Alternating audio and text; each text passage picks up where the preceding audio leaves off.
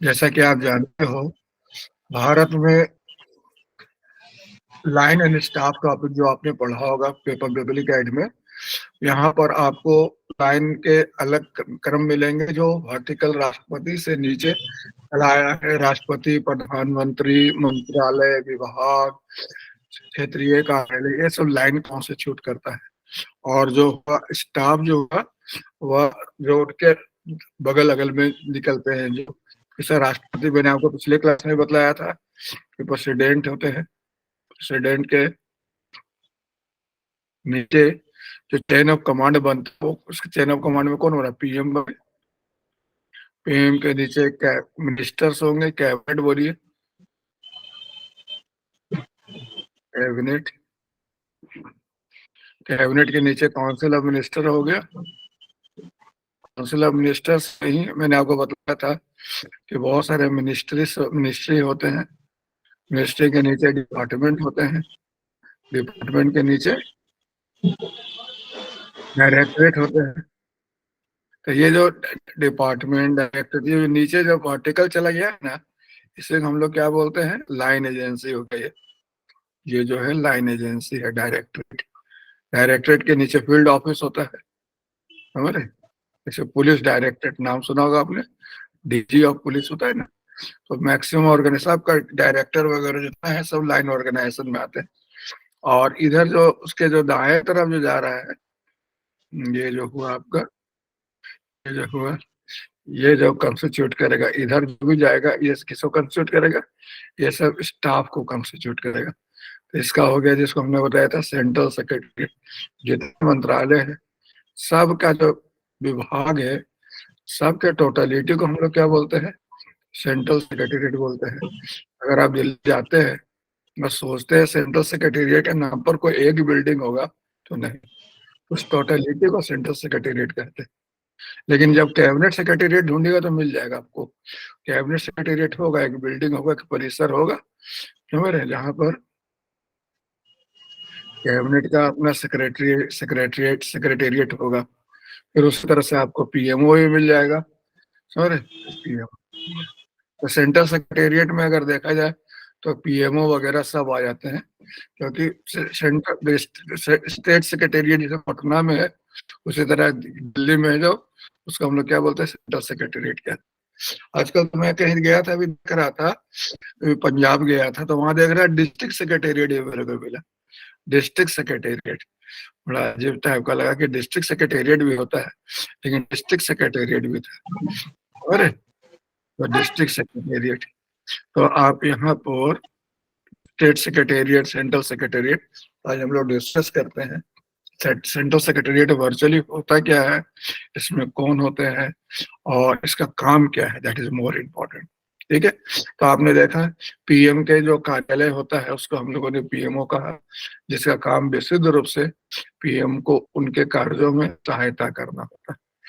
Cabinet हुआ, cabinet secretariat, इसका काम कैबिनेट को उसके कार्यों में सहायता करना होता है। सेंट्रल सेक्रेटेरिएट में जितने भी डिपार्टमेंट्स है, उनके जो सेक्रेटेरिएट है, वो अपने अपने मंत्रालय को क्या करते हैं? सचिवालय सहायता प्रदान करते हैं, सेक्रेटेरिएट सपोर्ट प्रोवाइड करते हैं।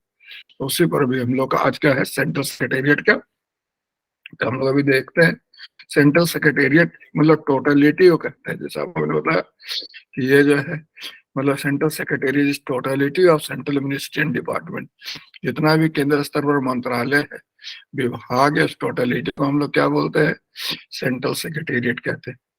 केंद्र स्तर पर जितने मंत्रालय और विभाग का टोटलिटी को, समझ रहे हैं? जैसा आपको पता है, इसका बैकग्राउंड अगर देखा जाए तो 1773 का रेगुलेटिंग एक्ट मैंने बताया था कि 1773 का रेगुलेटिंग एक्ट में क्या किया गया, मतलब बंगाल के गवर्नर को बंगाल का गवर्नर जनरल बनाया गया, समझ रहे?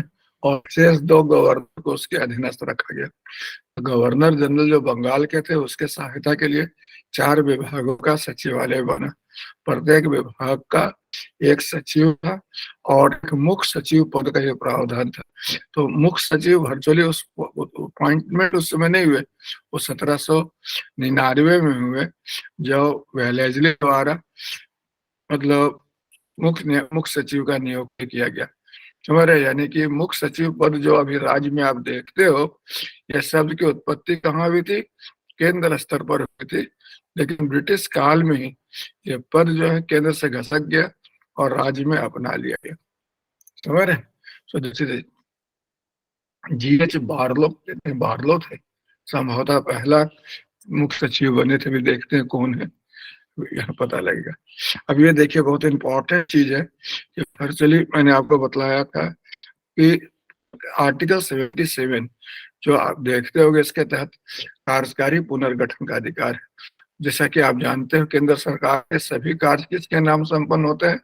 राष्ट्रपति के नाम संपन्न होते हैं। राष्ट्रपति को अपने नाम संपन्न होने वाले कार्य और मंत्रियों के कार्य विभाजन संबंधी अधिनियम बनाने का अधिकार होता है। तो इस बाबत 2 अधिनियम बने हैं जो आपको मैं पहले ही बतलाया था। एक का नाम क्या है? Government of India work allocation act 1961 और दूसरा government of India work transaction act 1961। ये दोनों बने।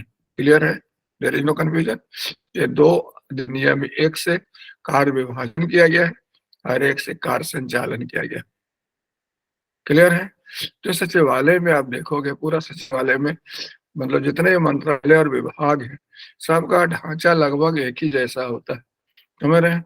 तो जैसे आप देखो, मंत्रालय बटा होगा किसमें? मंत्रालय बटा होगा विभाग में,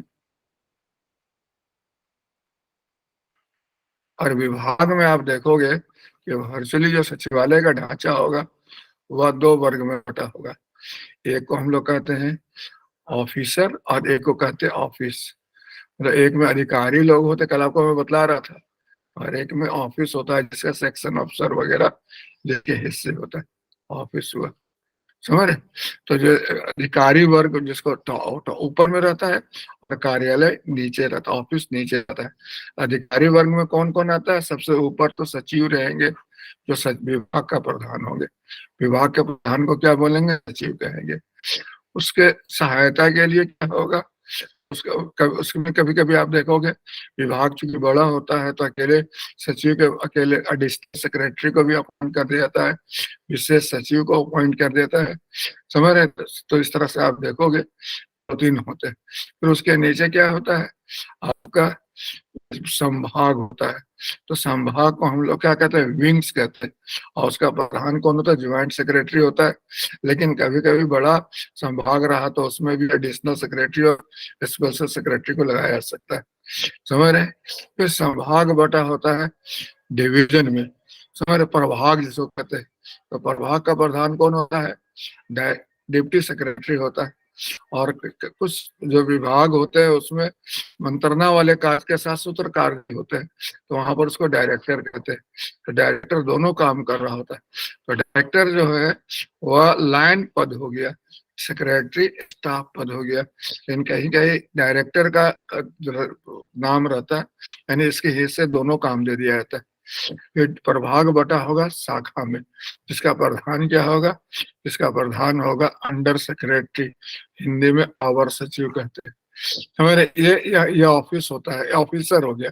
यहाँ से यहाँ तक ऑफिसर है। सबसे नीचे अधिकारी, सबसे निम्न स्तर का अधिकारी अंडर सेक्रेटरी है हमारे। उसके ऊपर कौन हो गया? डिप्टी सेक्रेटरी है।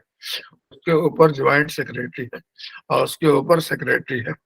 हमारे जैसे आप जनरल सचिवालय जाइएगा तो डिप्टी सेक्रेटरी पद बड़ा इंपॉर्टेंट पद माना जाता है। डिप्टी सेक्रेटरी का पद बहुत, क्योंकि मैक्सिमम काम यही निपटाता है। समझ रहे हैं? तो डिप्टी सेक्रेटरी बहुत पावरफुल पद होता है। ठीक है? तो सबसे छोटा मोटा निर्णय तो अंडर सेक्रेटरी ले लेगा। अगर महत्वपूर्ण तरह का निर्णय होगा तो डिप्टी सेक्रेटरी लेगा। अगर उससे भी नहीं निपट पाया तो उसमें ज्वाइंट सेक्रेटरी को भेजेगा, अल्टीमेटली फिर सेक्रेटरी को भेजेगा। अगर वो मंत्रालय अपने स्तर पर, विभाग अपने स्तर पर निर्णय नहीं ले सकता तो वह कैबिनेट सेक्रेटरी को भेजेगा, कैबिनेट अप्रूवल होगा। समझ? अब देखते हैं जो ऑफिस होता है उसको हम लोग सेक्शन ही बोलते हैं, जिसको सेक्शन ऑफिसर बोलते हैं ना, अनुभाग अधिकारी। सेक्शन ऑफिसर देखते हो क्या आप, बिहार में भी बहुत सारे लोग प्रमोशन हुआ तो लोग अपने आप को, पहले असिस्टेंट थे, अब असिस्टेंट सेक्शन सेक्शन ऑफिसर में प्रमोशन हो गया। समझ रहे कि नहीं समझ रहे? तो सेक्शन ऑफिसर जो होगा बड़ा बाबू टाइप का हो गया, मतलब मोटा मोटी समझ लो। उसके सहायता के लिए बहुत से सहायक होते हैं, उसको असिस्टेंट कहते हैं। फिर उसको असिस्टेंट बोलिए, असिस्टेंट सेक्शन अफसर बोलिए, बराबर ही है। फिर उसके नीचे यूडीसी होते हैं, अपर डिवीजन क्लर्क। उसके नीचे होता है एलडीसी, लोअर डिवीजन क्लर्क। फिर होते हैं बहुत सारे टाइपिस्ट और शॉर्ट हैंड टाइपिस्ट, जिसको हम लोग कहते हैं टाइपिस्ट और आंसू लिपिक। और फिर बहुत सारे एमटीएस होते हैं, जिसमें फोर्थ ग्रेड एम्प्लॉय होते हैं। पियून हो गया, ड्राइवर हो गया, मैसेंजर हो गया, गार्ड हो गया, वगैरह सबको हम लोग क्या बोलते हैं, MTS, मल्टी टास्क स्टाफ। समझ में आया आपको? तो ये दो वर्ग में बटा होता है, पहला अधिकारी और दूसरा कार्यालय। समझ रहे हैं? अधिकारी का काम होता है क्या, निर्णय लेना। और कार्यालय का काम क्या होता है, कार्यालय का काम होता है पेपर मैनेज करना, पेपर को फाइल अरेंज करना। तो फाइल अल्टीमेटली कौन अरेंज करता है, तो फाइल अरेंज करता है अल्टीमेटली सेक्शन अफसर, क्योंकि सेक्शन अफसर फाइल जो अरेंज करेगा उस पहले भेजेगा अंडर सेक्रेटरी के पास। अगर अंडर सेक्रेटरी उसको कर दिया तो कोई बात नहीं, अगर नहीं हो पाया तो उसको भेजेगा डिप्टी सेक्रेटरी के पास। इसी प्रकार से काम चलता है। क्लियर है? यानी सेक्शन अफसर को निर्णय लेने का अधिकार नहीं है, सेक्शन अफसर को केवल फाइल को दुरुस्त करने का अधिकार है। समझ रहे? निर्णय लेने का ऑफिसर लोग के हिस्से में काम आता है। ठीक है, अब जैसे देखिए कि वर्चुअली होता क्या है कि 1900 मतलब यहाँ पर प्रथम प्रशासनिक सुधार आयोग के अनुसार पहले क्या होता था, जैसे देखो, जैसे पहले क्या होता था कि कोई भी काम जो सचिवालय में होता था उसमें हर पद इन्वॉल्व होता था। जैसे यहाँ मोटा मोटी देखिए, सबसे ऊपर हो गया सचिव,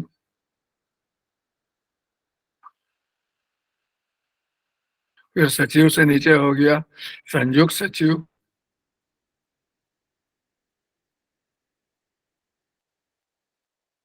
फिर उससे नीचे हो गया अपर सचिव, उप सचिव,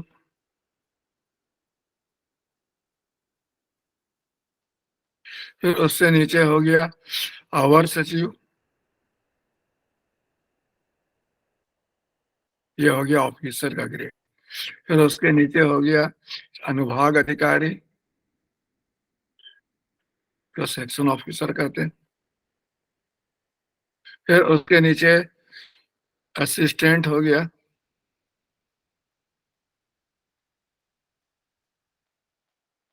फिर यूडीसी,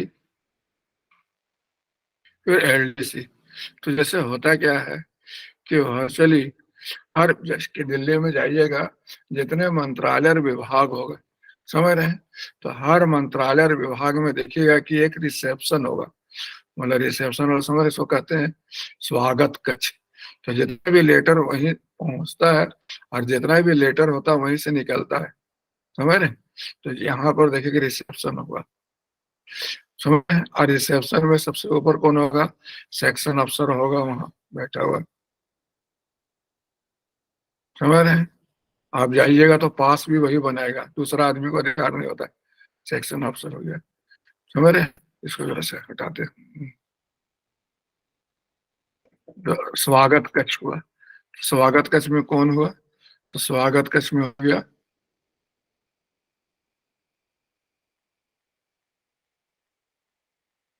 रिसेप्शन। तो जितना भी दूसरे मंत्रालय और विभाग से लेटर आएगा, उस मंत्रालय विभाग में तो सबसे पहले कहाँ पहुंचेगा, रिसेप्शन में पहुंचेगा। तो वहां सेक्शन अफसर होगा, एसओ बोलिए उसको। ठीक है, फिर उसके नीचे असिस्टेंट होगा,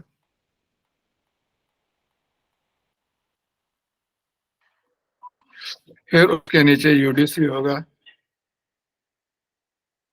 फिर उसके नीचे एलडीसी होगा। तो जो लेटर डायरेक्ट पहुंचता है एलडीसी के पास, समझ रहे, ये डायरिस्ट कहलाता है। डायरिस्ट, डायरिस्ट का मतलब क्या होता है, डायरी तैयार करता है कि आज कितना लेटर आया और कितना लेटर जाएगा। तो डायरिस्ट हुआ इसको। समझ रहे, कितना लेटर आया तो इसी के पास आएगा। समझ रहे? तो ये क्या करेगा, ये अपना वर्चुअली अपने अधिकारी के पास भेजेगा, और ये यहाँ से यहाँ पर जिस डिपार्टमेंट का है, उस डिपार्टमेंट जिस सेक्शन का है उसमें भेज देगा डायरेक्ट।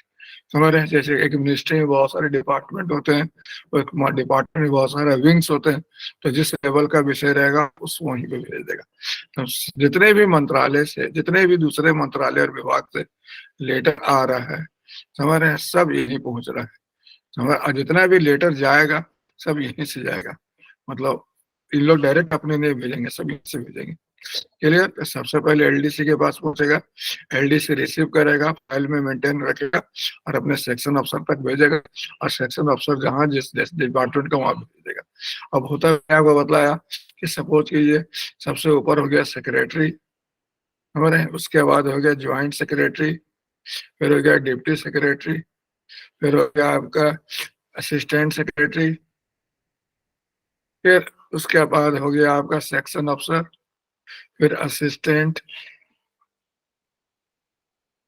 हर सेक्शन में होगा, फिर यूडीसी, फिर एलडीसी। अब होगा कि जो लेटर पहुंचेगा सबसे पहले उस समय यहीं पे पहुंचेगा, एलडीसी के पास पहुंचेगा, एलडीसी के पास पहुंचा। अब एलडीसी उसमें पेपर पर लगा के ऊपर भेजेगा, और जिस लेवल का अधिकारी के पास होगा वहां धीरे धीरे वहां तक पहुंचेगा। सपोज कीजिए वो ज्वाइंट सेक्रेटरी लेवल के पास फाइल फाइल तो यहाँ से पहले एएस के पास आएगा, एएस से डीएस के पास जाएगा, और डीएस के पास ज्वाइंट सेक्रेटरी के पास जाएगा, फिर ज्वाइंट सेक्रेटरी से फिर डीएस के पास आएगा, एएस के पास आएगा, यहाँ लौटेगा, फिर यहाँ से वापस होएगा, फिर वहां से जाएगा। तो ये व्यवस्था में काफी टाइम लगता है, इसमें बहुत सारे जिनका काम नहीं वो भी इन्वॉल्व है। जैसे सपोज कीजिए यहाँ पर डिप्टी सेक्रेटरी और क्या कहते हैं अंडर सेक्रेटरी का कोई भूमिका नहीं था, यस, लेकिन इसके बावजूद भी इसको इस्तेमाल होना पड़ा। उसी को दूर करने के लिए 1961 मन कर सकते हो 68 में मतलब जो प्रशासनिक कार्यालय का अनुशंसा डेस्क प्रणाली अपनाया गया। तो डेस्क प्रणाली में यहाँ पर 3 डेस्क बना दिया गया है। समझते? एक डेस्क आप किसका देखते हो, एक डेस्क है सचिव का, दूसरा डेस्क किसका है, संयुक्त सचिव का।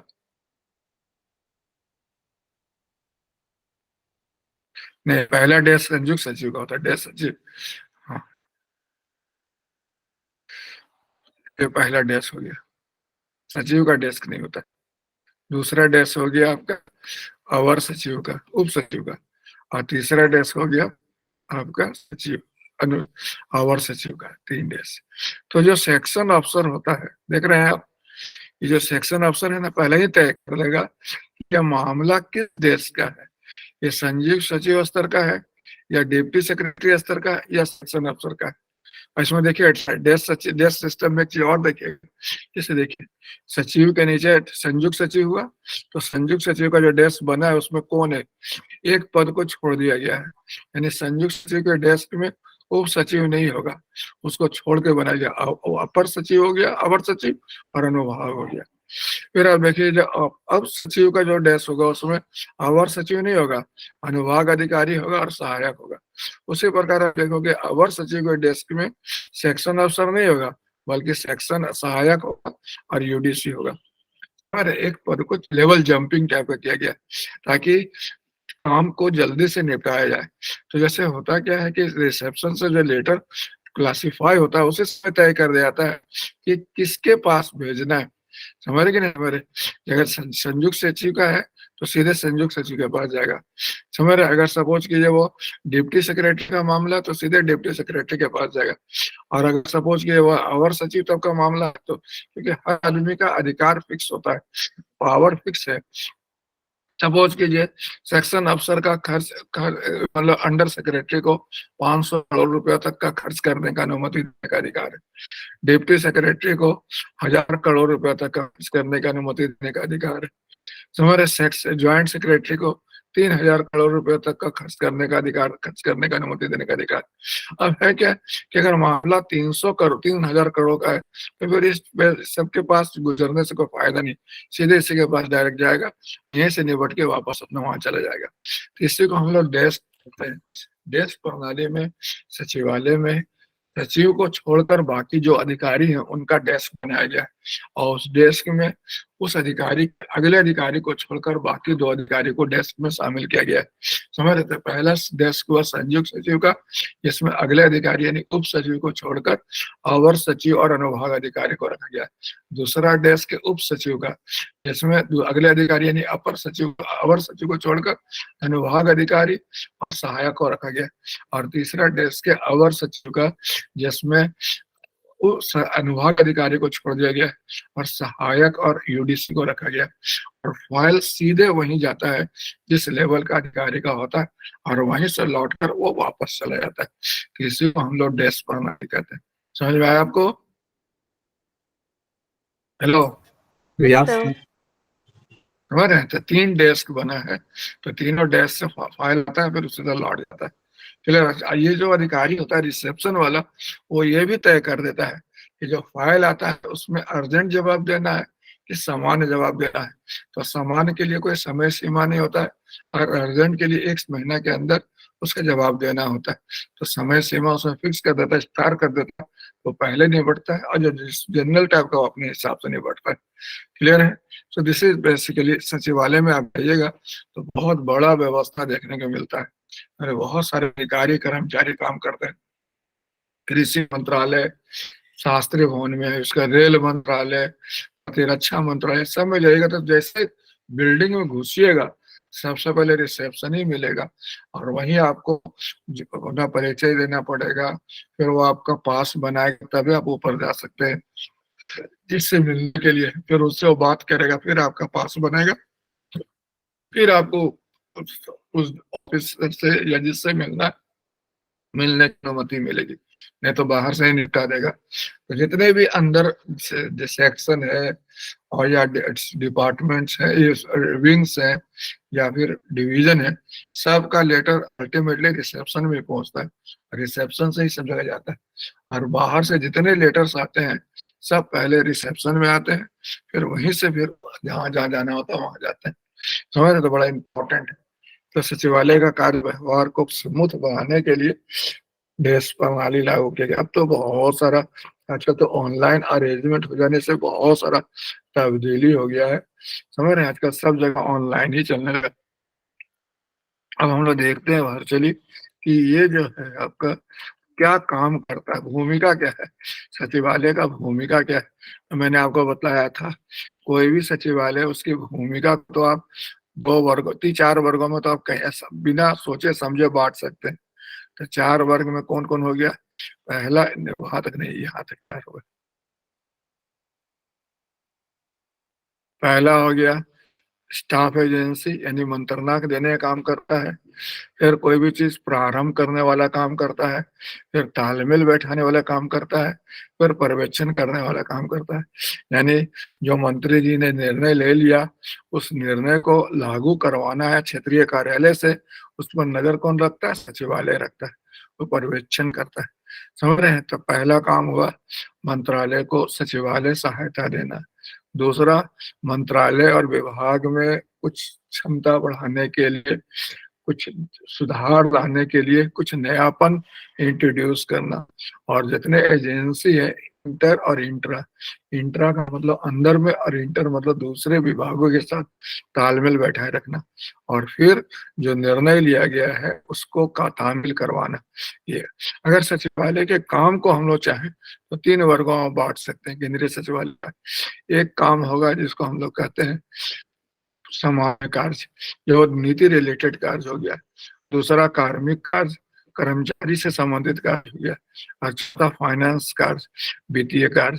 मतलब सचिवालय में 3 प्रकार के, जैसे कृषि मंत्रालय में आप जाइएगा तो 3 तरह के काम होंगे।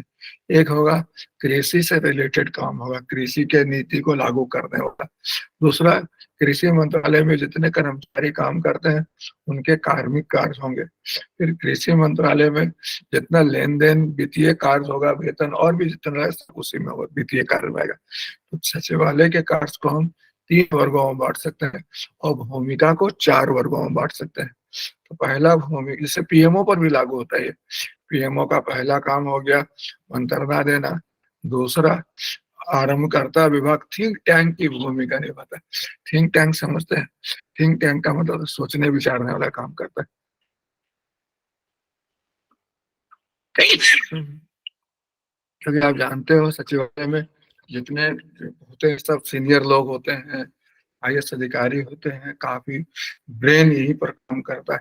तो थिंक क्या के फील्ड में जो लोग काम करते हैं उन पर तो बहुत जिम्मेवारी रहती है, और एक्सक्यूशन का वो ज्यादा सोचने विचारने वाला काम नहीं कर सकते। तो सोचने विचारने वाला काम कौन करेंगे?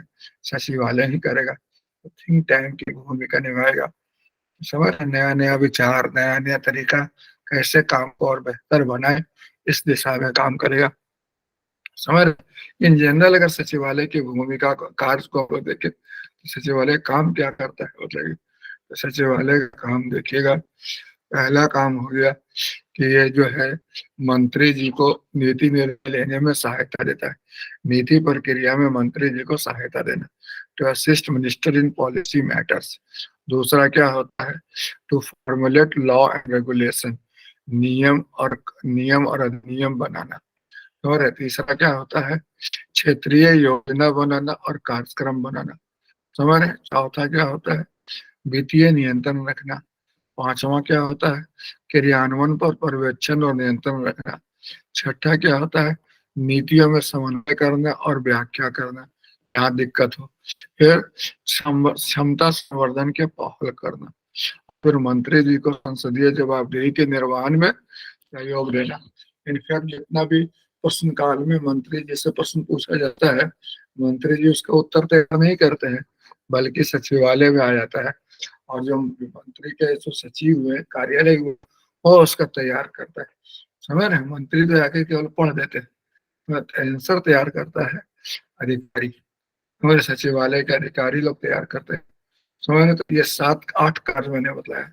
पहला कार्य क्या बताया? मंत्री जी को नीति निर्णय लेने में सहायता करना। दूसरा बताया नियम और अधिनियम बनाना, मंत्रालय संबंधी, विभाग संबंधी, कार्य संचालन संबंधी। तीसरा बताया क्षेत्रीय योजना और कार्यक्रम बनाना। चौथा वित्तीय नियंत्रण रखना। पांचवा क्रियान्वयन पर पर्यवेक्षण, जो क्रियान्वयन क्षेत्रीय कार्यालय का उन पर नियंत्रण रखना, उन पर नजर रखना। फिर जो नीतियां हैं उनमें तालमेल बना रहे और व्याख्या भी जरूरत पड़ने पर किया जाए। फिर क्षमता बढ़ाने का पहल करना, कॉम्पिटेंस बढ़ाने का, और फिर मंत्री को जवाबदेही संसदीय जवाबदेही के निर्वहन में सहयोग देना। बड़ा इंपॉर्टेंट मैं आपको बताया कि प्रथम प्रथम मतलब ये जो फर्स्ट एआरसी का स्टेटमेंट पर एक दफा यूपीएससी में क्वेश्चन आया था। समझ रहे थे क्या क्वेश्चन आया था? ये जो है ना सेक्रेटेरियल सिस्टम, ये यूपीएससी का क्वेश्चन है। इसी को स्टेटमेंट को बनाकर यूपीएससी ने एक दफा क्वेश्चन पूछा था कि secretarial system of work land balance consistency and continuity to administration and serve as a nucleus for the total machinery of the ministry. It facilitates inter-ministerial coordination and accountability to parliament at ministerial level and institutionalized system. It is indispensable for proper functioning of government. इस सचिवालय का के बारे में मतलब है कि सचिवालय क्या करता है?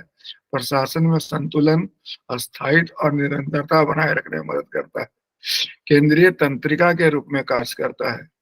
अंतर विभागीय समन्वय और संसदीय जवाबदेही निर्वहन करने में सहयोग देता है, और सरकार के कार्यकुशल कार्य संचालन के लिए अपरिहार्य है। समझ रहे? तो दिस इज बेसिक पॉइंट। इस पर एक बार यूपीएससी ने क्वेश्चन पूछा था। समझ रहे?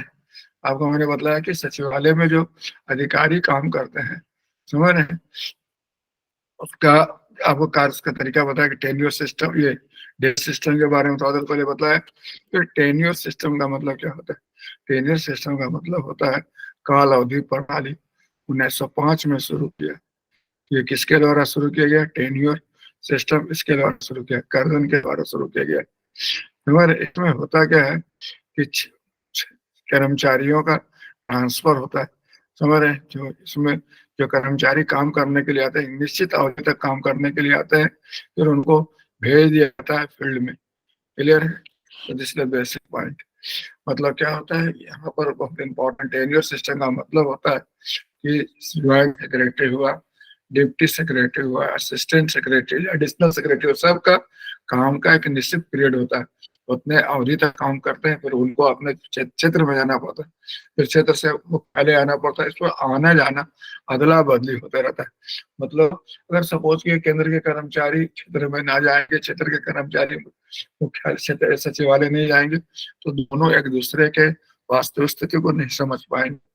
क्षेत्रीय कार्यालय में क्रियान्वयन होता है, सचिवालय में निर्धारण होता है।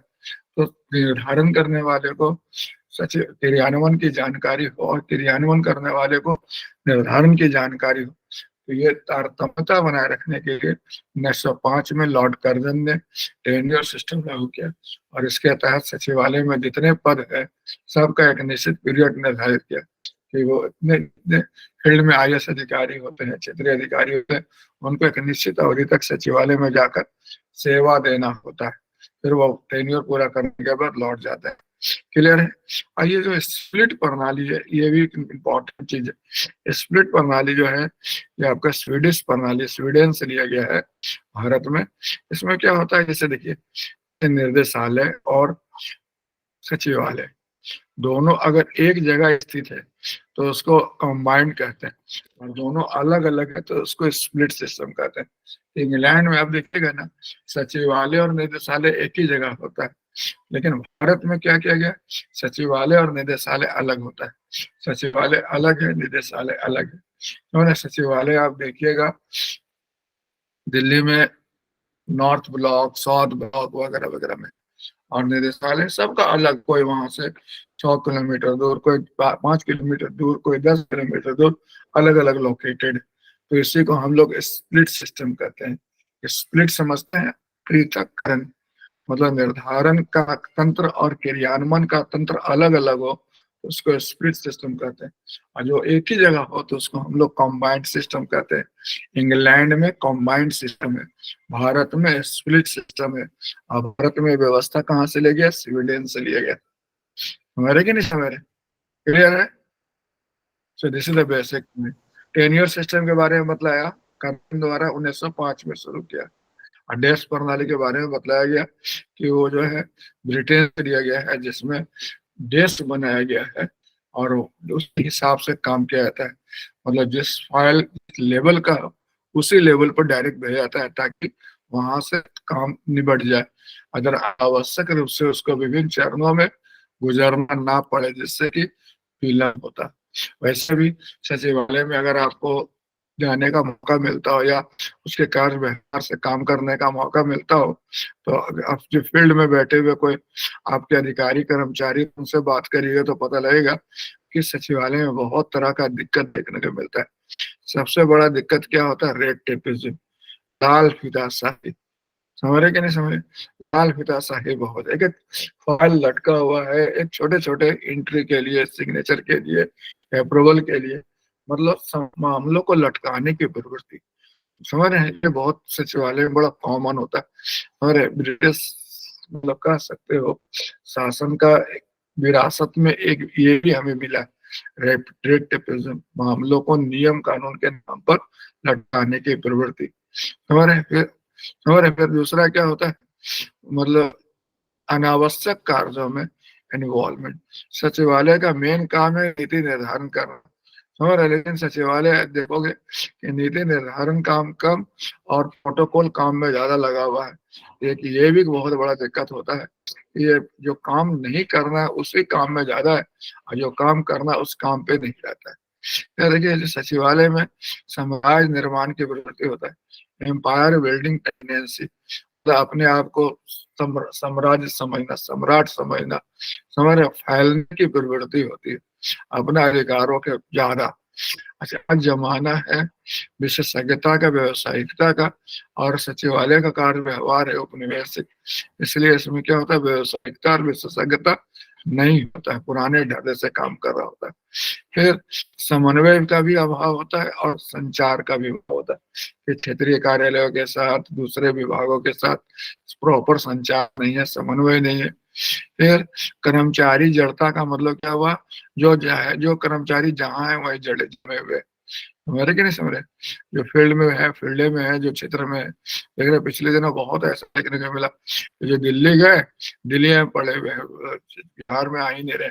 बिहार में अधिकारी कर्मचारी की कमी हो रही है, और दिल्ली में चूंकि बेहतर जीवन है, बेहतर लाइफ है, वहाँ बच्चों को पढ़ाने उड़ाने का आराम है, तो दिल्ली में पढ़े हुए लोग, तो फिर उसको हटाया गया। तो जो जहाँ रहेगा फिर धीरे धीरे इसमें डिक्रीजिंग रिटर्न्स काम करने लगता है। इंक्रीजिंग रिटर्न्स, कांस्टेंट रिटर्न और डिक्रीजिंग रिटर्न्स चढ़ता है। जैसे किसी कर्मचारी को किसी पद पर ज्यादा दिन काम करने का मौका मिलेगा, तो फिर वहां निहित स्वार्थ विकसित हो जाएगा, आपको दिक्कत करने लगेगा।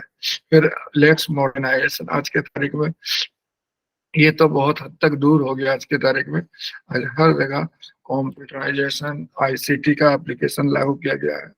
फाइल इंडेक्सिंग वगैरह अब मैनुअल नहीं होता है, सब कंप्यूटर पर होने लगा है। तो आज के तारीख में बहुत हद तक आधुनिकता का अभाव जैसे समस्या, और भी बहुत सारा चीज, तालमेल, संचार वगैरह कुछ हद तक दूर हुआ है। लाल फीताशाही पर भी प्रहार किया गया है और दूर करने की कोशिश किया गया है। लेकिन सचिवालय, जैसा कि यहाँ तक आप बिहार का सचिवालय के बारे में अगर किसी को जानने का मौका मिलता जरूर सुनते होंगे। सचिवालय में बाबू लोग को देखिएगा ना, बात करने का तरीका, उन लोग जैसे अपने सब अपने आप को लगता है लालू या नीतीश कुमार समझते हैं। जितने कर्मचारी हर मुंह में पान दबाए हुए कहते हैं सचिवालय में ना 12 बजे देर नहीं, 2 बजे भेंट नहीं। क्या होता है, मतलब 12 बजे अगर कोई पहुंच रहा है तो देर नहीं समझते, और 2-3 बजे चले तो भेंट नहीं।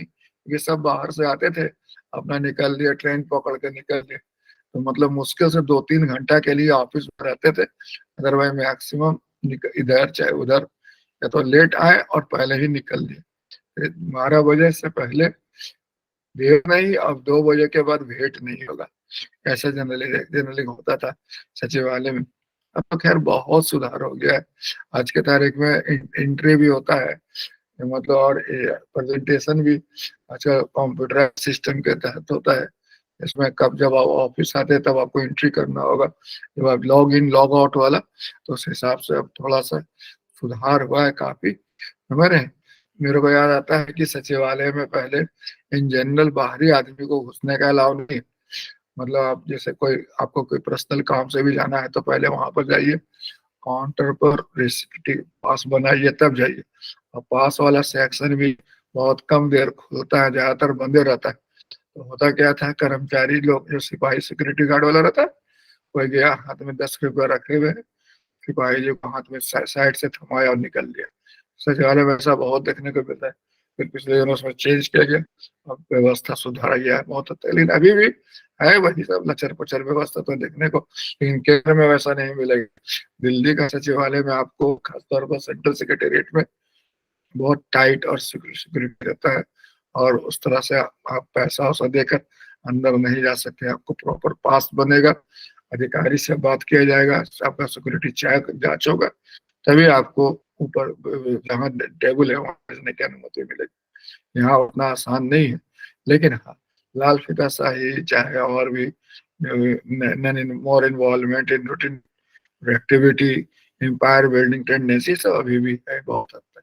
अगर आपके घर में कोई क्षेत्रीय कार्यालय में काम करते हैं, उनसे पूछिएगा कि सचिवालय के बारे में, तो आपको अपना टुकड़ा जरूर बतलाएंगे कि कैसे दिक्कत होता है सचिवालय में, काम कितना विलम्ब से होता है। वहाँ बड़े बड़े अधिकारी लोगों को खड़ा कर देता है, आईएएस अधिकारी लोगों को खड़ा कर देता है वहाँ का बाबू लोग।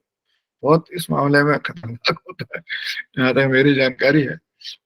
ठीक है, चलिए अब हम लोग देखते हैं कि सचिवालय में जो कमी है उसको सुधारने के लिए क्या होगा। तो सबसे पहला तो ये सुधारने का होगा कि जो टेन्योर सिस्टम है उसको थोड़ा इफेक्टिव डिस्पोजल करना होगा। जो कर्मचारी का टेन्योर पूरा उसको निकल जाने दीजिए, मतलब, ठीक है ना। दूसरा क्या है, आईसीटी कंप्यूटर का बहुत ज्यादा, सूचना प्रौद्योगिकी का युग है, उसका अधिकतम इस्तेमाल होना चाहिए, और अधिकतम इस्तेमाल ही बल्कि ट्रेनिंग वगैरह भी दिया जाना चाहिए, ऐसा माहौल बनाया जाना चाहिए।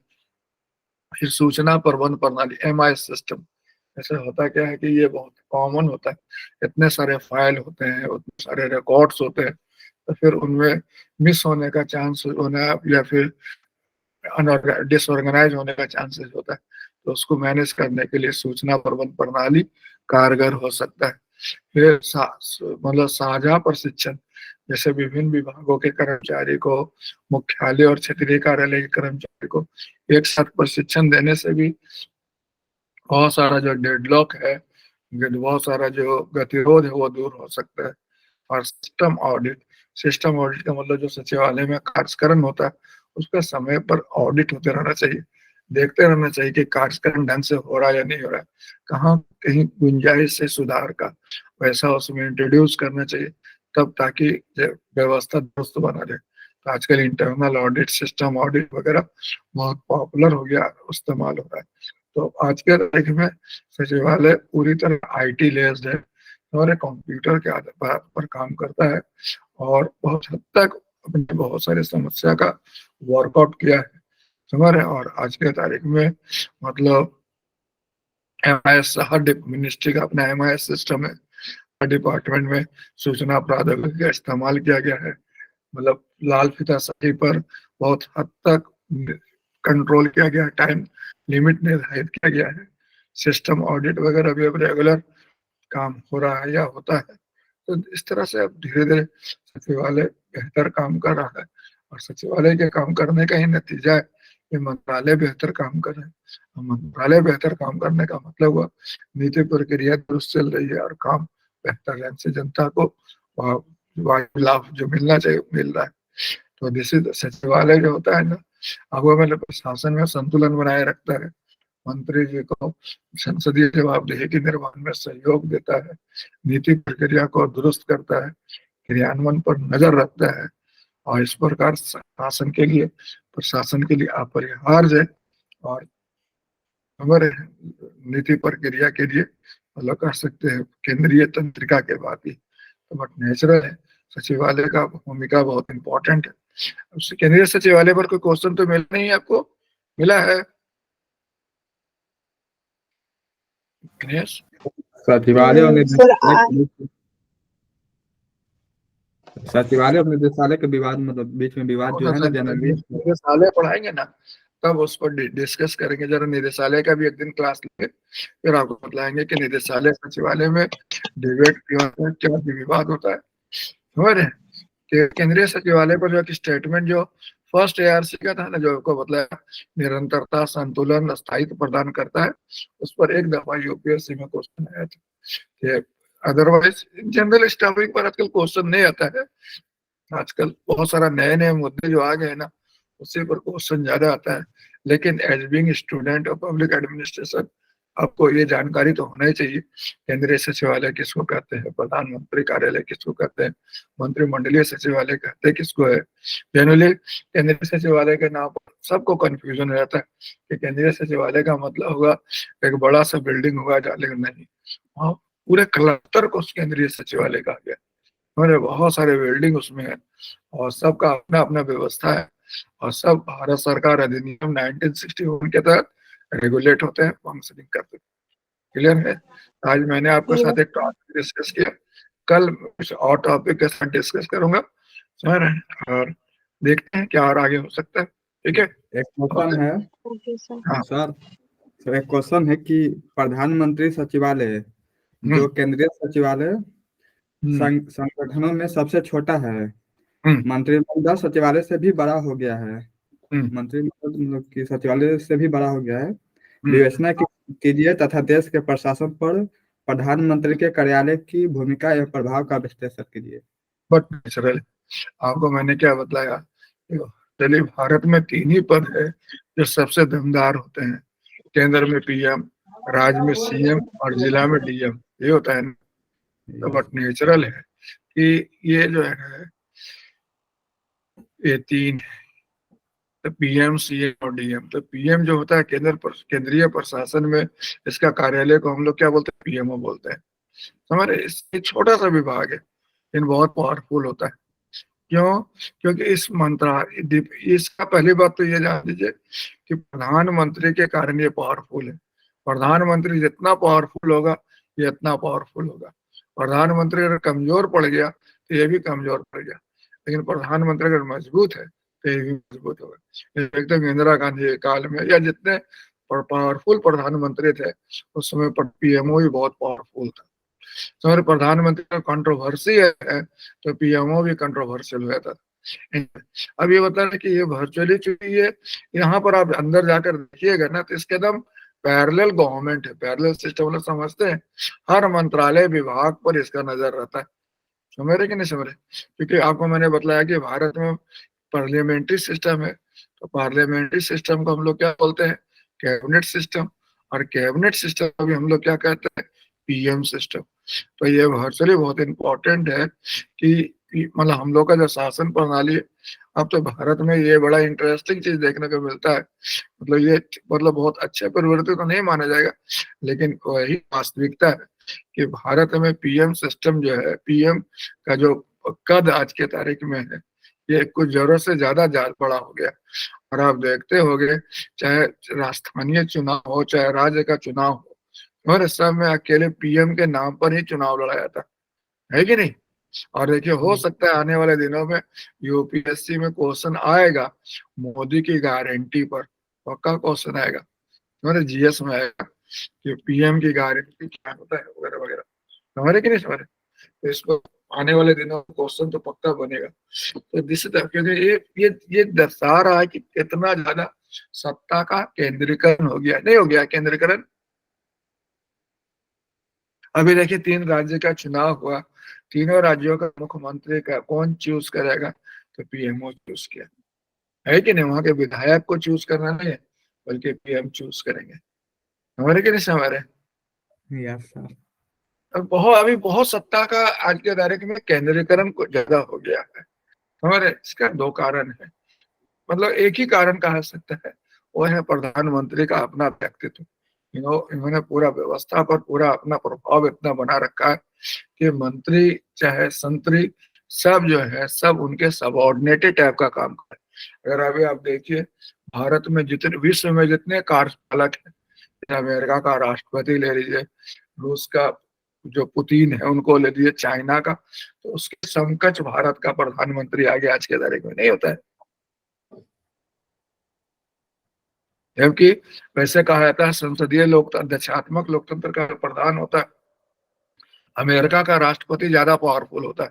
विश्व का सबसे ज्यादा सशक्त कार्यपालक अमेरिका का राष्ट्रपति है। लेकिन आज अगर देखा जाए, व्यक्तित्व के दृष्टि से देखा जाए, लोकप्रियता के दृष्टि से देखा जाए, तो संभवतः बाइडेन पीछे और मोदी आगे। Yes sir. तो ये तो मतलब होता है ना कि इस पद पर बैठा व्यक्ति, एक बार किसी का स्टेटमेंट नहीं बताता कि भारत में प्रधानमंत्री का पद से इतनी ज्यादा संभावनाएं जुड़ी हुई ना, इस पद पर बैठा व्यक्ति जैसा चाहे इस पद को आकार दे सकता है। मेरे पास समझ नहीं समझ रहे? अब बहुत पावरफुल आदमी बैठ गया तो ये पद बहुत असाधारण रूप से महत्वपूर्ण हो गया, और अगर कोई कमजोर आदमी बैठ गया तो ये पद भी कमजोर हो जाता है। अब इसी पद पर मनमोहन सिंह ही बैठे थे, इसी पद पर आई.के. गुजराल ही बैठे थे, इसी पद पर देवगौड़ा भी बैठे थे, इसी पद पर लाल बहादुर शास्त्री भी बैठे थे, नेहरू भी बैठे थे, इंदिरा गांधी भी बैठे थे, वाजपेयी भी बैठे थे। लेकिन सब काल में आप प्रधानमंत्री कार्यालय का प्रभाव एक जैसा देखा, प्रधानमंत्री का प्रभाव एक जैसा देखा?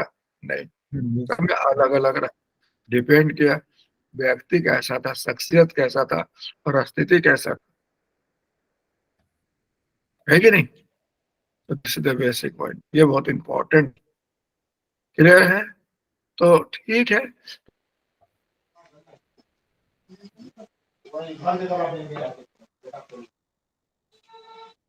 हेलो साउंड नहीं आ रहा है सर। सर, आवाज नहीं आ रहा है।